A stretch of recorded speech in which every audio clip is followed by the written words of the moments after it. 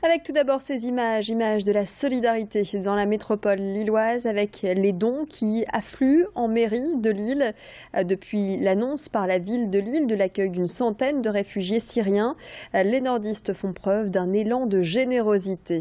Vaisselle, linge de maison, produits d'entretien, vêtements, autant de dons qui ont été réalisés par 650 personnes et qui représentent pas moins de 14 palettes.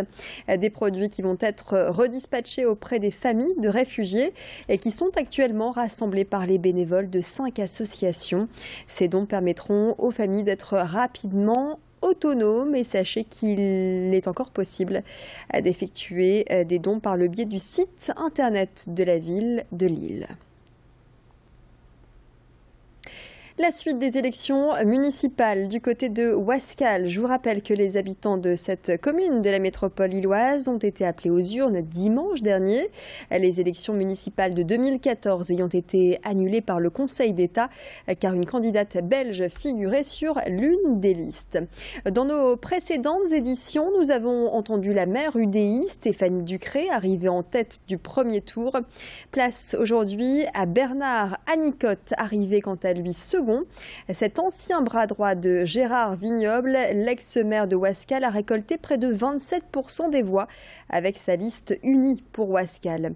Il y aura donc 2 candidats dimanche pour le second tour. Le FN, Europe Écologie Les Verts et la Gauche ont été éliminés. En attendant dimanche, Bernard Anicotte, ex-UDI, reste confiant et marque sa différence avec la maire actuelle. Je vous propose d'écouter quelques-unes de ses promesses de campagne au micro de Louis Caillé. Je baisserai de 30% les indemnités du maire, sans rétablir un budget correspondant de frais de représentation. Parce que Mme Ducré, lorsqu'elle est arrivée, elle a proposé des hausses de tarifs, elle a proposé de faire porter plus directement auprès des citoyens qui bénéficient des services le coût. Parce qu'elle s'est engagée dans une promesse de baisser les impôts, ça ne sera jamais que quelques euros, qui n'auront aucun impact sur les budgets de quiconque. Mais par contre, ça va bien déstabiliser effectivement les familles. Nous baisserons les tarifs, c'est-à-dire les tarifs qui ont été augmentés en 2015, on reviendra aux tarifs de 2014. La fin des consultations dans le dossier du réseau Express Grand Lille. Au total, ce sont 3800 personnes qui ont participé à 97 rencontres pendant plusieurs semaines. Objectif, permettre aux habitants de donner leur avis, d'échanger sur leurs attentes, de s'exprimer. Le projet réseau Express Grand Lille prévoit une liaison de 37 km en train entre Lille et Hénin-Beaumont avec des connexions vers des villes moins desservies et la construction d'une gare souterraine, un projet de 2 milliards d'euros prévu à l'horizon 2030. Le but étant, vous l'aurez compris, de faciliter les transports en commun entre la métropole lilloise et l'agglomération d'Hénin-Carvin. Explication au micro de Xavier Silly. Le réseau Express Grand Lille en question, il va s'articuler aujourd'hui, s'il devait se faire aujourd'hui, il s'articulerait avec le TER Nord-Pas-de-Calais. Demain, il va trouver sa place dans un réseau plus large qui sera le TER du Nord-Pas-de-Calais-Picardie. Il a toute sa pertinence à son échelle et il vient se greffer dans le reste du réseau ferroviaire. Sur toutes ces antennes, on vient greffer quand même les circulations existantes. Donc on ne retire rien du réseau TER existant et on vient rabattre même vers le réseau Express Grand Lille un certain nombre de circulations. Donc je pense que ça n'est pas concurrent, c'est très complémentaire. L'idée c'est simplement d'avoir le meilleur service ferroviaire qui soit mis à disposition des habitants de la région.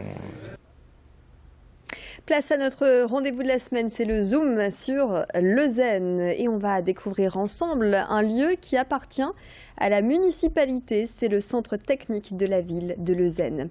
Un bâtiment construit il y a un peu plus d'1 an, muni de panneaux solaires et d'une cuve de récupération des eaux de pluie. Une construction écolo qui permet aux agents techniques de la ville de stocker leur matériel. Les décos de Noël, les barrières utilisées lors des rassemblements ou encore les urnes servant aux élections, c'est ici que tout est entreposé. Et puis les agents y stockent leur matériel utilisé au quotidien, notamment pour les espaces l'espace vert ou la propreté de la ville.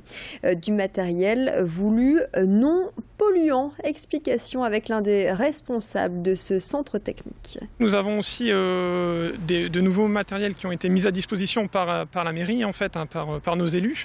Donc nous avons des triporteurs électriques qui permettent une facilité de déplacement du service balayage dans la commune. Nous avons également remplacé nos véhicules qui étaient assez vétustes, un tracteur. Par exemple, nous avons un tout nouveau tracteur.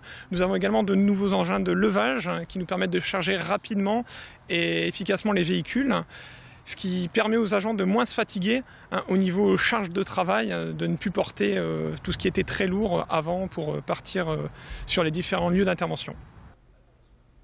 Et notre zoom sur Leuzen se poursuit jusqu'à vendredi sur Grand Lille TV.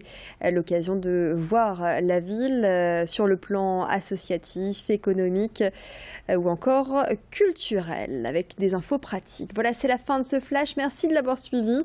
Reste avec nous pour les prévisions météo. Excellent moment à vous tous.